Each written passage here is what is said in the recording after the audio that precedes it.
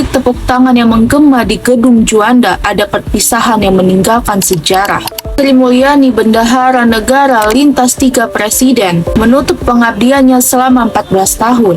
Tongkat estafet kini berpindah kepada Menteri Keuangan yang baru. Purbaya Yudi Sadewa membuka babak baru bagi perekonomian Indonesia. Dari era Presiden SBY, Jokowi hingga Prabowo, Sri Mulyani dikenal sebagai sosok yang mampu menahan badai krisis ekonomi saat itu. Ia menekan rasio utang dan meluncurkan teks amnesti, mengawal pemulihan ekonomi saat pandemi, hingga menjaga stabilitas fiskal. Ia pun mengakuinya mulai dari Forbes hingga penghargaan sebagai Menteri Keuangan di Asia Pasifik. Kini Presiden Prabowo menunjuk Purbaya Yudi Sadewa sebagai Menteri Keuangan menggantikan Bu Sri Mulyani.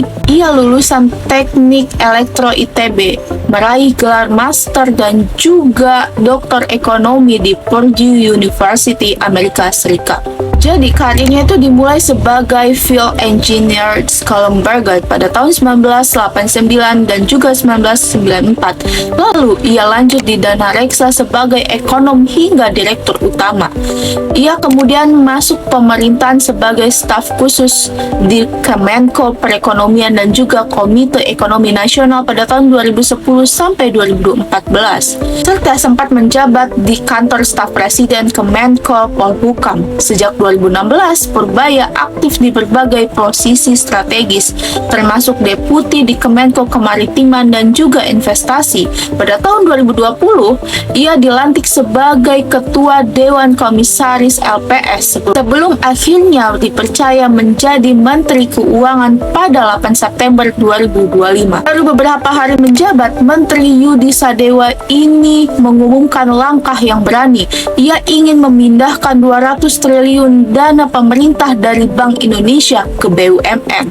Tujuannya dengan jelas, hidupkan kembali sektor real dan juga mempercepat pertumbuhan serta membuka lapangan pekerjaan.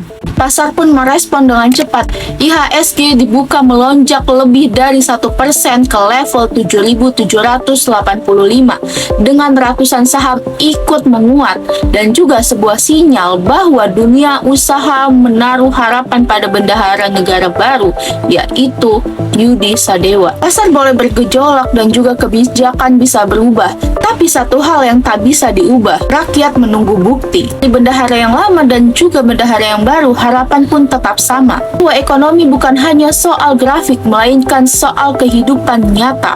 Tentang harga yang terjangkau dan pekerjaan